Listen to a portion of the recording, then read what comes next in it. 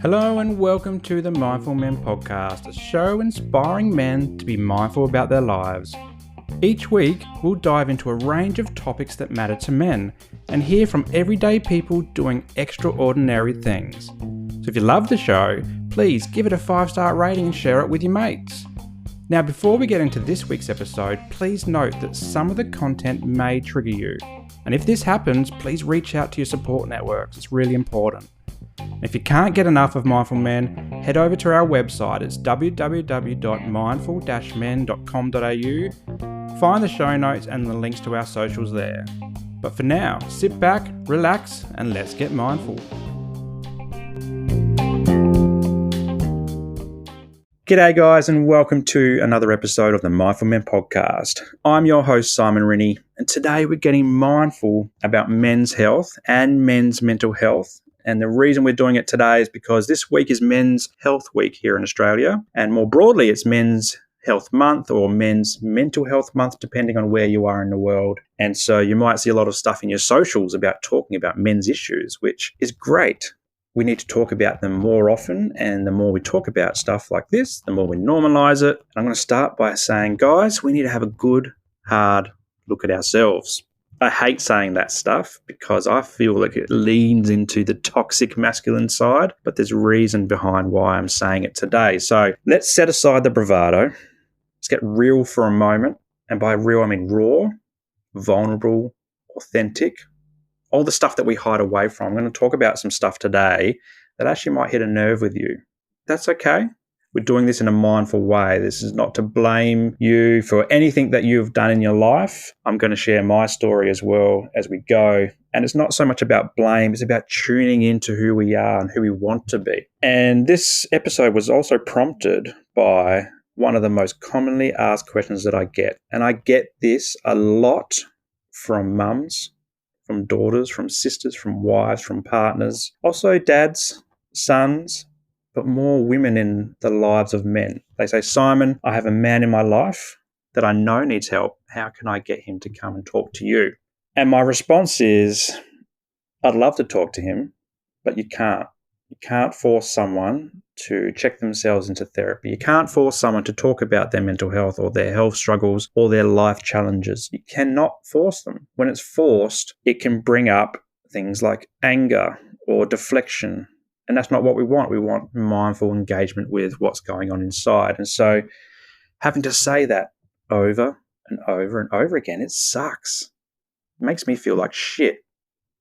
And it makes me feel like shit because I know from firsthand experience how much better I feel when I do open up and I get help for whatever's going on, whether it's my mental health, my physical health, my financial health, my relationships, you name it, my business. When I ask for help and I get help, I feel better. I no longer have that weight of the world on my shoulders because I'm reaching out and creating teams of people that can help me. We're not meant to go at life alone, but so often men do. They feel like they have to sort it out for themselves. Now, these calls that I get, these text messages, these emails, these people stopping me in the streets, podcasts as well, they come from people that love and cherish us. They're concerned about us. They're concerned about you. They're worried about your future. They're worried about relationships that you might be dragging down. They know you can be better. They've seen this in you. They love you. And that's why they call me. That's why they contact me. And as I said before, I hate saying you can't get them into therapy. They need to want it. Men, you need to want it. You need to want to change. And when I say change, it's not about changing absolutely everything about your life. It's about maybe changing your mindset, changing the way that you feel or engage with your emotion. When we do this, we feel better, we grow, we become next level men. And don't we all want to do that? We all want to be next level men. Now, I know a lot about this topic because I was there. I was the guy who his wife was pleading for help.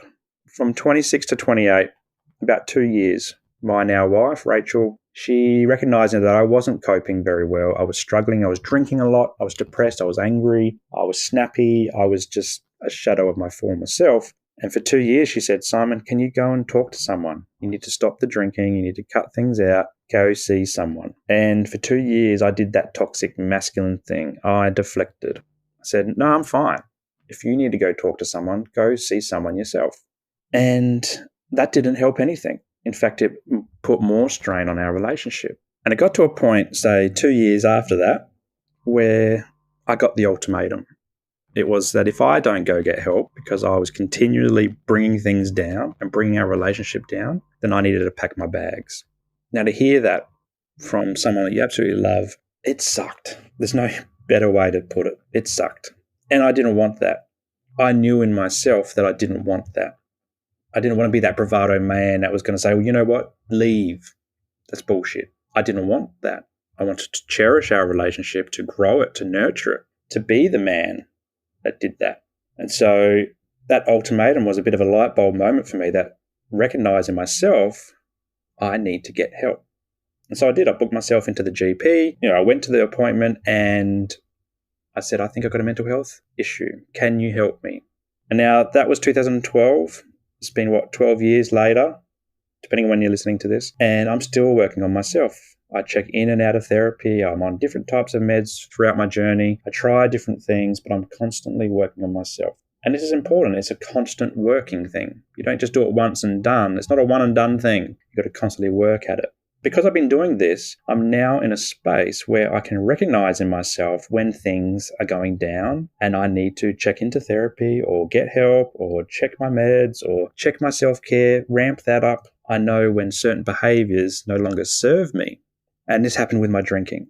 Drinking was no longer serving me. It had protected me for so long. It made me feel comfortable for so long. But coming into my 40th birthday last year, I recognized that it no longer served me. And I was able to do that because I've been working on myself since 2012. So why does it take so long for men to ask for help? Why is it so hard for us to ask for help? And I'm going to put this down to we're scared. We're scared what other people will think of us. We're scared of the names that they will call us. Yes, as men, grown men, we get called names as well. Soft, snowflake. I hate the one snowflake. Wussy. The list goes on. Back in the 90s, I would be called gay, sissy, girly if I showed any sort of emotion. And that happened in the schoolyard, happened at home, it happened in the sports field. We're consumed by the need to be liked. I think that's a human nature thing. We're consumed by the need to be liked. And to be seen as tough. As men, we need to be seen as tough. This plays out everywhere. Home, school, work, sports, the media, community settings. We don't want to stand out either. We want to blend in so nobody sees us.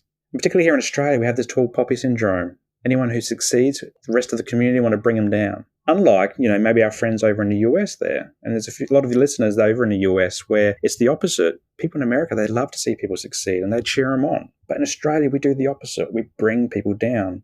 And this is what I think brings men to where we're at. We don't want to be seen, but at the same time, we're hurting because nobody sees us. So we bury these emotions deep. We know that they're there, but we can't engage with them. We feel like if we do, we might open up a Pandora's box. So we drink until we can't feel feelings anymore. We take drugs to escape reality. We deflect, we hurt, we destroy our lives because we want people to see us, but we've lost the ability to show them who we really are. But maybe we haven't lost it. Maybe we've just didn't know how to show it in the first place. We didn't have those role models. And when I talk about social constructs of masculinity, which is all this stuff that I'm talking about today, that's intergenerational as well. Our dads had this, their dads before them. So for all the men listening, whose partners, wives, daughters, sisters, mothers, brothers, fathers have sent them this episode to listen to, hear this. I see you. I see past all the bravado bullshit. I see that you're hurting. I hear it in your voice. I can read it in your body language. But know this, you're not broken. You just need someone to talk to. So pause this after this next sentence. Take a minute to think. Really think.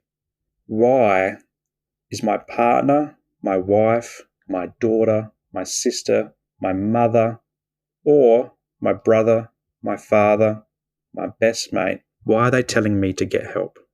What am I doing that is prompting them to beg me to speak to someone? Use I language. What am I doing? that is prompting this conversation?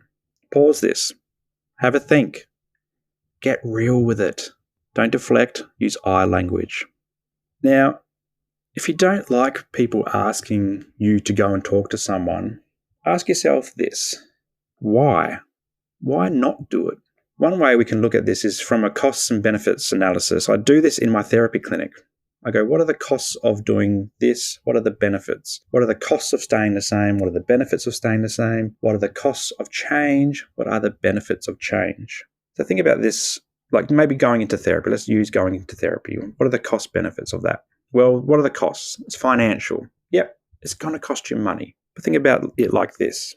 Traditionally, you go to the pub and you spend hundreds of dollars, if not $1,000 on a big night out. Maybe it's a new outfit, a new haircut, taxi rides, lots of grog, shouting rounds, you name it, entry into clubs or whatever you do.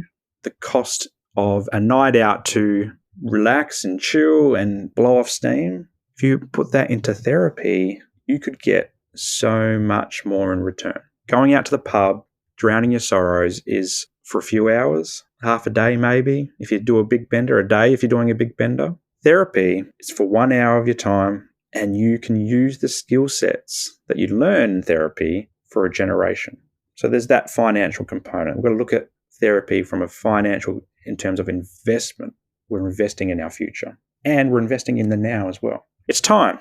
It's an hour of your day, right? That's not long. You might have to take an hour out of your day from work. And then this question often comes up, I've got to work. I'm like, well, so do I. Therapy is my business, and I've got to work too. I'm not going to sit up all night waiting for you to be ready. You've got to commit to being ready. If you were sick with COVID, or maybe not COVID, but gastro, you wouldn't hesitate to call in sick. Or if you hurt your leg and you need to go see a physio or whatever, you'd go get the scans or whatever to figure out what's going on, then you'd go get the physio. We live on the Sunshine Coast, and this is just coming to my mind as I'm talking. In tradies, for example, good surf days, you see tradies lined up at the beach. All the utes with the surfboards, they're out for a lunchtime surf. We can find the time if we really look into it. There's an emotional cost, absolutely. You're going to invest in yourself, you're going to start talking about stuff, and it might hurt. You might cry.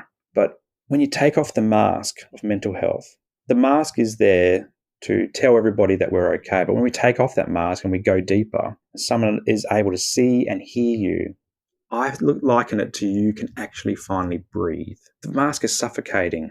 And so, yes, it might hurt to go into these emotions, but at the same time, it's normal and healthy for your body to feel these emotions.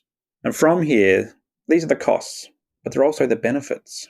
So in benefits, improving our mental health, improving our relationships. And that relationship is with ourselves and other people. It's having a deeper sense of self, knowing what works for us, what doesn't work for us. It may be putting a spotlight on things you're doing in your life that no longer serves you. Alcohol, drugs, for example. It connects us with something deeper, but also something broader as well. When we engage with our mental health, we can look at ourselves and how we're positioned in the world. We can look at our friends and social circles and work out which ones lift us and which ones drag us down. We can redefine those. We can redefine where we live or the job that we have or our vision for the future. We can tune into our values. These are the benefits that come from engaging in a difficult conversation about ourselves. So thinking about the costs and benefits of, say, going into therapy, right, and talking about your stuff. Think about it like this. Who doesn't want to feel better about themselves and have more meaning in their life and deeper connections with those that they care about and deeper connections with themselves? Who doesn't want that? That sounds great. And so I ask you this, or I plead for you. Stop hiding from yourself. Listen to those who are asking you to get help. They're begging you. And tune into why. What are you doing that's prompting them to have this discussion? I can guarantee if you weren't doing something that was really negative or toxic, then they wouldn't be having this conversation with you. Sometimes the people in our lives just can't have the conversation as well. So it's important to note that not everybody is our therapist. So they can't have a conversation with you. Your GP, a therapist, is a great place to start. So stop hiding from yourself. Put your hand up. Say, I need help. Recognize as a man that it's okay to ask for help because it's also fucking good for you as well. The more we do it, the more we talk about it, the more we normalize it. It's Men's Health Week this week. It's Men's Mental Health Month, depending on where you are in the world. So let's talk about it. Let's engage with it. Book yourself in for therapy. Don't look at it as therapy. Look at it as coaching or self-development. Therapy is just a name. It doesn't have to be you going in there bawling your eyes out. It can be you having a good, honest chat with somebody else who isn't biased in your world, who can give you a different perspective about what's going on. And note that it's not just a benefit for you, but it's a benefit for everybody. Better blokes make for a better world. It makes for better partners, better wives, better daughters, better sisters, better mothers, better sons, better fathers, better brothers, better mates. Who doesn't want a better world? A lot of thought-provoking stuff in today's episode. I hope you gained something from it. And if you are here in Australia and you want to connect with me and maybe go deep with some of this stuff from a lived experience therapist, contact Mindful Men. Our website's in the show notes below, and book yourself in for therapy. Prioritize you. Start connecting in with you. And together, we'll make this a normal thing for you. It's going to hurt at the start, but trust me, from personal experience, it does get better. Well, that's it for today. My name's Simon Rennie. Until next time, stay mindful.